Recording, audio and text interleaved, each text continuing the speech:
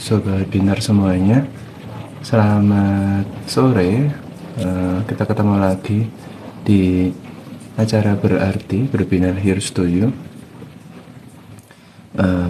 Berarti atau Berbinar Here's to You ini adalah acara yang dibuat oleh tim sosial media dari PT Berbinar Insightful Indonesia, dan di sini kalian akan ditemani langsung oleh saya selaku psikolog dari PT Berbinar Insightful Indonesia, dan saya adalah Dani Sanjar Arvensia, bisa dipanggil Dani.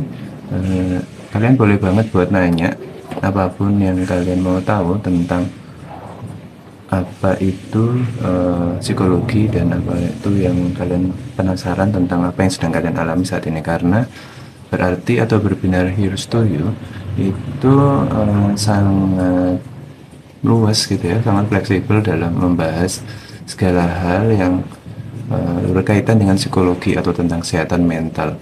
So, buat kalian yang mau bertanya-tanya, boleh banget langsung tinggalkan atau chat di komen di bawah untuk kalian bisa share kira-kira apa yang jadi kalian mau bahas kayak gitu ya.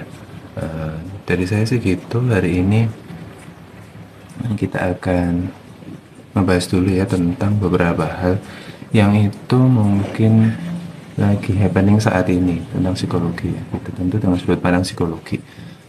Salah satunya tentang apa itu yang sering kita bahas sebagai kebiasaan untuk bisa istirahat dengan cukup gitu ya, karena saat ini dengan banyaknya hal yang sering jadi kita yang sering kita bahas atau yang sering kita pikirkan atau yang sering kita kerjakan beberapa akhir ini, beberapa waktu terakhir, tentunya akan membuat kita tuh jadi berpikir berlebih gitu ya, berpikir yang di luar atau yang itu nggak ada, yang nggak harusnya kita pikir banget gitu. Maksudnya adalah kadang kita harusnya berpikir seperti apa yang harusnya kita pikirkan, tapi kadang kita jadi memikirkan sesuatu yang lebih dari yang harus kita pikirkan, kayak gitu.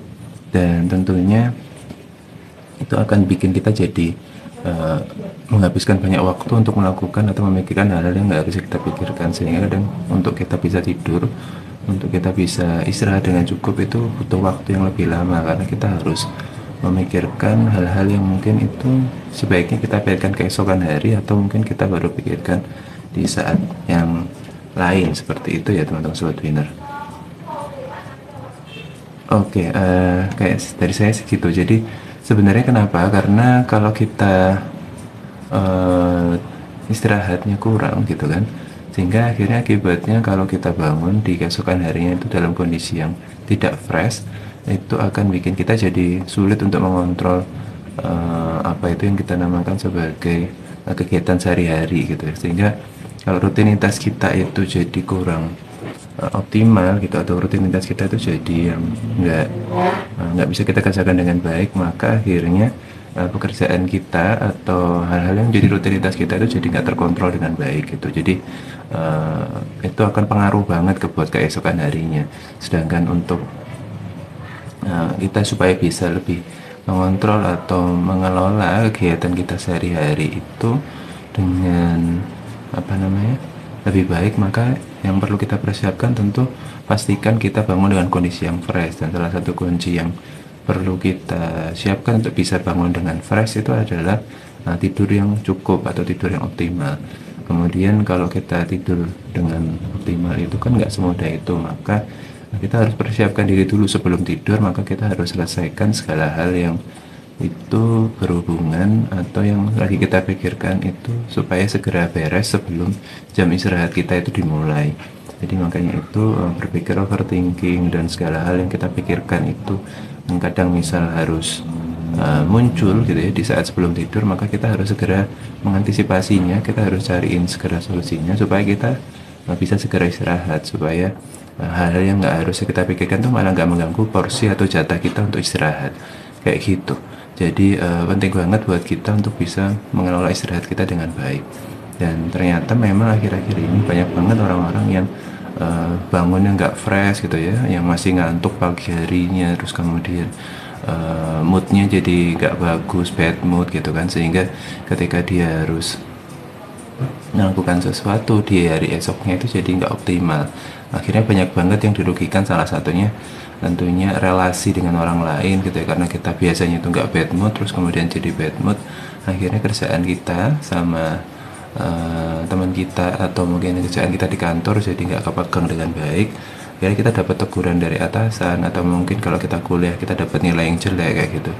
Dan tentunya dengan seperti itu pasti akan merugikan banget. Ujungnya pasti dengan kita dirugikan itu, dengan orang lain dirugikan itu pasti ujungnya kan nanti kita yang akan dirugikan. Nah, kenapa? Karena dengan kita dirugikan itu kita pasti akan mempunyai impresi atau kesan yang buruk di depan orang lain, tentunya yang itu nggak kita harapkan tentu buat kalian semua. Nah, itu ya kurang lebih yang akan kita diskusikan contohnya seperti itu. Tapi buat kalian yang mau tanya, buat kalian yang mau ngebahas tentang apa itu psikologi dan yang mau kalian bahas tentang keluhan atau kendala yang kalian alami, boleh banget buat ngobrol di bawah, diketik di komen di bawah di kolom chat. Itu kalian bisa tanyakan kira-kira apa yang mau kalian bisa bahas untuk pada sore hari ini gitu, karena kebetulan berbinar atau acara berbinar hari ini, berbinar Here's to You, atau berarti ini kita adakan 1 hari lebih awal daripada biasanya. Karena berbinar Here's to You atau berarti ini kita biasa bikin atau adakan itu setiap hari Minggu di jam 7 malam gitu. Dan hari ini kebetulan agak berbeda, kita adakan 1 hari lebih awal dan di sore hari, tepat beberapa menit sebelum kegiatan bisikan yang ada di Instagram. Karena kita mau ngasih sentuhan yang berbeda supaya kalian yang mungkin lebih bisa untuk di sore hari kita bisa ngobrol lebih banyak. Ini ada pertanyaan dari Kak Fiona gitu, dia tanya, selamat siang Kak, sebelumnya saya mau tanya bagaimana sih Kak cara kita meningkatkan semangat hidup. Oke, semangat hidup ini bisa bermakna berbagai hal gitu ya. Nah, pasti yang gini, yang semangat hidup untuk hari itu atau mungkin semangat hidup secara keseluruhan.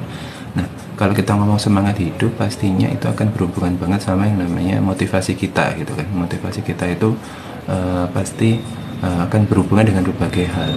Karena kalau udah ngomongin motivasi, maka itu hubungannya tentang faktor internal ataupun faktor eksternal.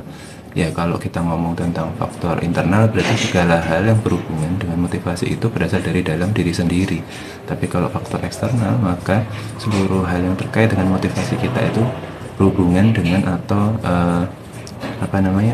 berhubungan dengan segala hal yang terkait dengan lingkungan sekitar kita.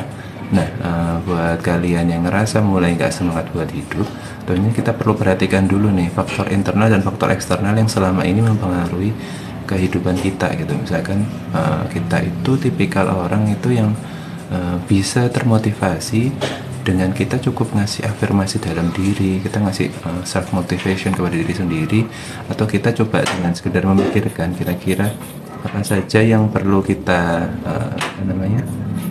persiapkan gitu kan, misalkan segala macam itu cukup dengan kita memplanningnya dari diri sendiri gitu. Nah, sedangkan buat orang-orang yang itu motivasinya berhubungan dengan faktor eksternal, maka tentu apa yang dikatakan sebagai semangat hidup atau motivasi itu akan muncul tidak begitu saja dari dalam diri sendiri, tapi bisa jadi dari pengaruh orang-orang di sekitarnya gitu, atau mungkin aspek-aspek yang berada di sekitarnya. Misalkan dia lebih bersemangat ketika dia diberikan reward dari orang di sekitarnya, atau perlu ada orang di sekitarnya untuk bisa memberikan kata-kata gitu, kata-kata penyemangat, memberikan hal itu bikin dia jadi lebih semangat. Atau cukup dengan care gitu dari orang lain, sehingga ketika kita itu berada di posisi yang kurang semangat, kita jadi lebih semangat. Nah, itu perbedaan antara orang-orang yang motivasinya dipengaruhi oleh faktor internal maupun dari faktor eksternal.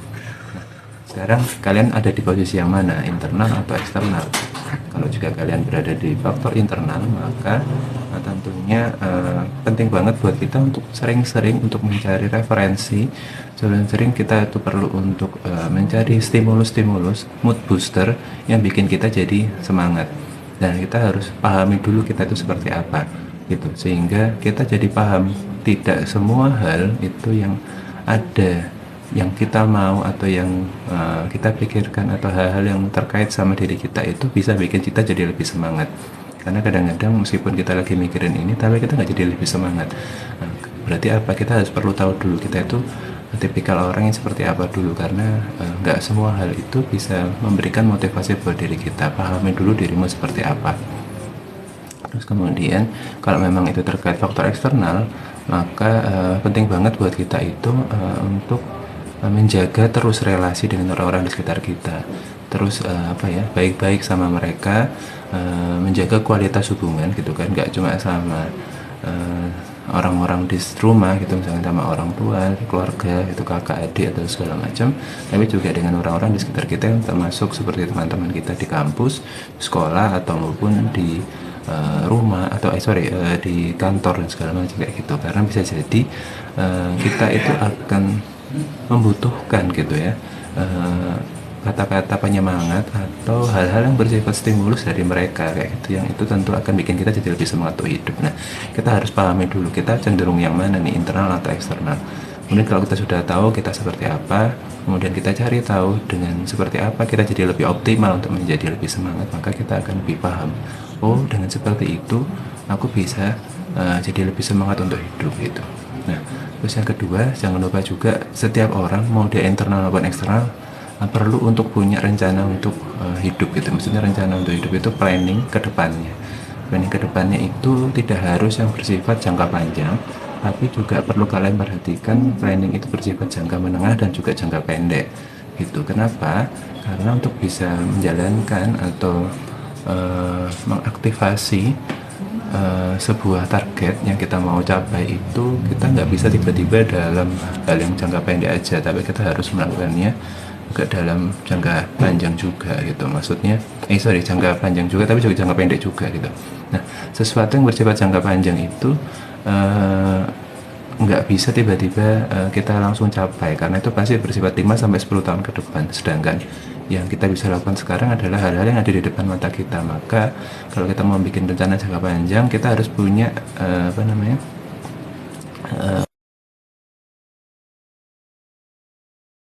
hal yang bersifat jangka pendek dan jangka menengah. Jadi kita perlu tahu dulu kalau kita sudah punya jangka panjang, kita harus pecah-pecah menjadi rencana jangka menengah, rencana jangka pendek. Itu harus kita pecah-pecah. Misalnya kita punya rencana buat 5 tahun ke depan, maka kita harus punya rencana buat 4 tahun ke depan, 3 tahun ke depan, 2 tahun ke depan, dan yang tahun depannya, setahun depan gitu kan. Nah, terus kemudian kita pecah lagi setahun ke depan. Berarti kita harus punya rencana bulan ke-12, bulan ke-11, bulan ke-10, 9, 8, 7, 6, 5, 4, 3, 2 sampai bulan depan kayak gitu. Nah, kemudian kita bikin rencana jangka pendek. Berarti kalau kita punya rencana setiap bulan, maka atau target setiap bulan, maka kita harus paham untuk bisa mencapai 1 bulan, maka kita harus menyelesaikan rencana atau target itu untuk minggu pertama, minggu kedua, minggu ketiga, dan minggu keempat. Nah, pecah-pecah itu menjadi beberapa segmen tentang yang kita namakan sebagai rencana-rencana itu tadi. Jadi gak cuma tentang tadi kita memahami diri kita termasuk internal atau eksternal, kemudian kita punya rencana yang itu kita harus pecah-pecah menjadi beberapa, pendek, menengah, dan panjang. Kemudian kita juga harus aware gitu bahwa kita itu orang yang seperti apa gitu. Jadi untuk bisa semangat hidup itu kadang kita harus memikirkannya dengan matang juga gitu. Nggak cuma itu tiba-tiba gitu aja kita pasrah kemudian kita tunggu orang buat nyemangatin kita, nggak bisa kayak gitu. Perlu untuk ada komitmen dari dalam diri juga untuk bisa semangat hidup untuk setiap harinya. Kayak gitu teman-teman semuanya. Buat teman-teman yang lainnya boleh banget juga sambil bertanya di kolom komen atau chat. Hari ini tadi kita di awal sedikit ngebahas tentang yang bagaimana cara kita mengelola waktu istirahat kita sehingga ketika di hari keesokannya kita bisa jadi lebih semangat untuk menjalani hidup. Sedangkan untuk yang barusan ada pertanyaan dari Kak Fiona, mudah-mudahan terjawab gitu ya, tentang bagaimana cara kita untuk bisa lebih semangat dalam hidup. Jadi tidak semuanya kita bisa dengan instan, tapi kita harus benar-benar punya komitmen untuk bisa semangat untuk di setiap harinya kayak gitu. Dan ada rencana, ada juga tentang apa namanya, yang kita bahas sebagai tadi itu pemahaman tentang karakter diri sendiri kayak gitu. Terima kasih Kak Fiona atas pertanyaannya. Sekarang kita masuk ke Kak Zalfa. Mungkin kita coba undang Kak Zalfa untuk ngobrol juga ya teman-teman semuanya. Sebentar. Oh, kok Kak Zalfanya lost connection sepertinya. Oke.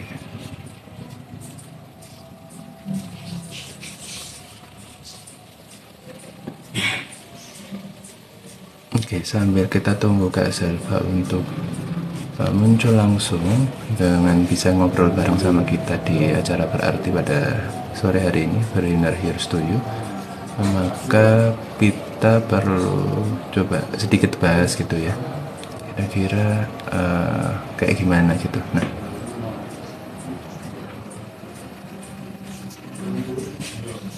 oke. Oke, sebelum kita jawab pertanyaan Kak Healing part sekian-sekian, kita coba jawab dulu pertanyaannya Kak Zalfa gitu ya. Kak Zalfa bertanya untuk cara meningkatkan motivasi dan fokus dan mengerjakan tugas bagaimana gitu.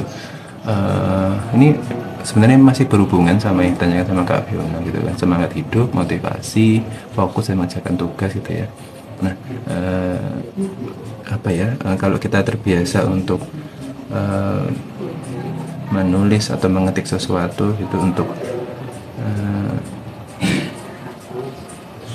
mengetik sesuatu yang itu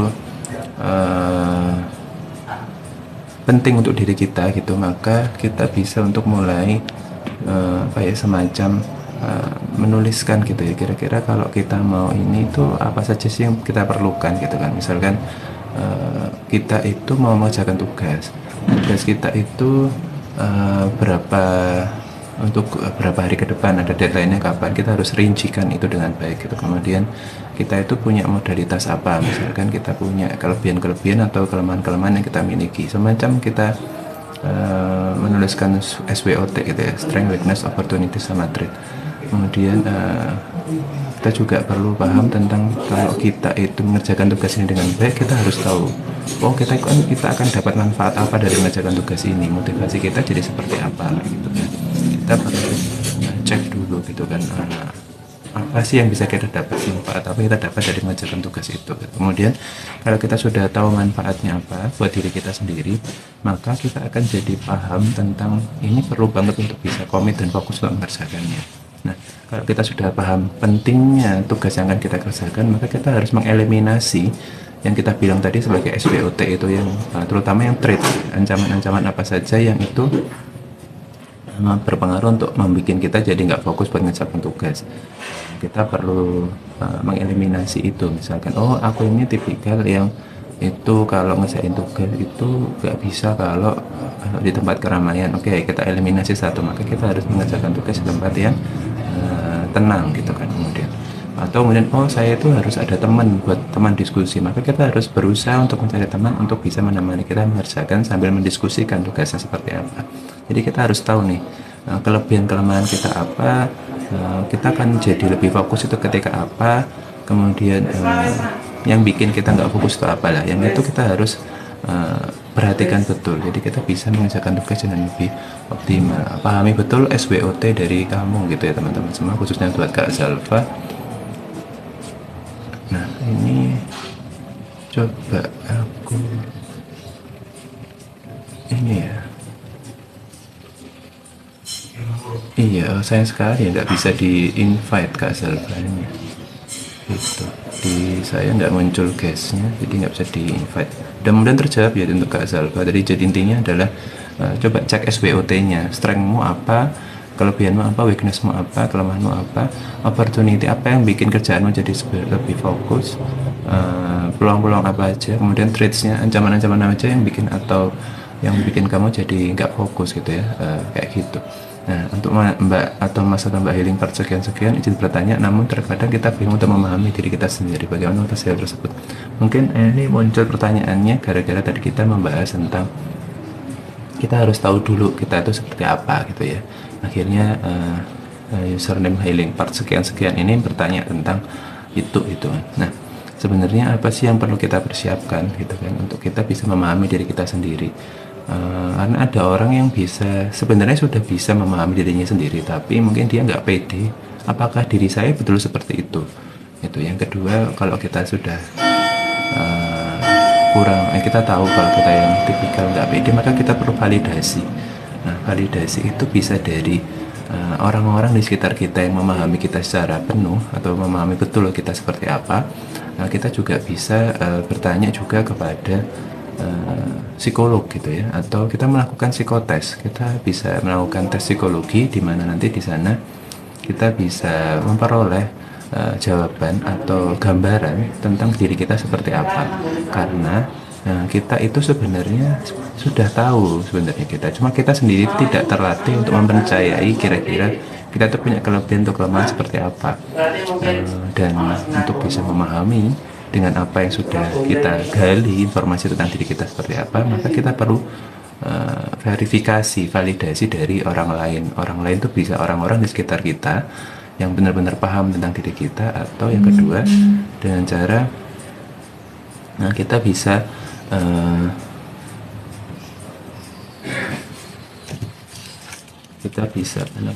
ke psikolog gitu ya.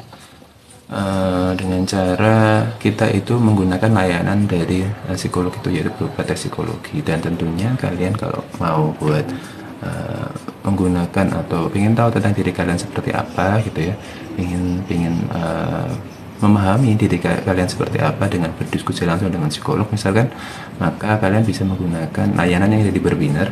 Karena di kami di PT Berbinar Insightful Indonesia, Mbak atau Mas Healing part sekian-sekian itu bisa juga menggunakan itu. Di sana banyak sekali sebenarnya produk-produk tentang bagaimana tes-tes apa saja yang bisa digunakan untuk memahami diri kamu. Misalkan kamu itu tipikal yang cara berpikirnya seperti apa, kepribadianmu seperti apa, kelemahan-kelebihanmu seperti apa, potensi yang kamu miliki seperti apa, sehingga nantinya aku atau kamu nanti akan bisa bekerja di bidang yang seperti apa, profesi yang apa yang baik, atau kemudian bidang apa yang cocok buat saya pelajari untuk ke depan, untuk kuliah dan segala macam. Kalian bisa banget buat ngobrolin itu bersama psikolog, khususnya yang ada di psikolog yang di Berbinar. Dan tentunya dengan tahapan kalian bisa melaksanakan tes psikologi terlebih dahulu gitu ya teman-teman semuanya. Nah, dengan menggali diri kalian seperti apa lewat tes psikologi, maka kalian akan bisa tahu tentang kalian kayak gimana. Jadi dengan kalian tahu seperti apa kalian itu kelebihan dan kelemahannya, sehingga nanti kalian bisa banget buat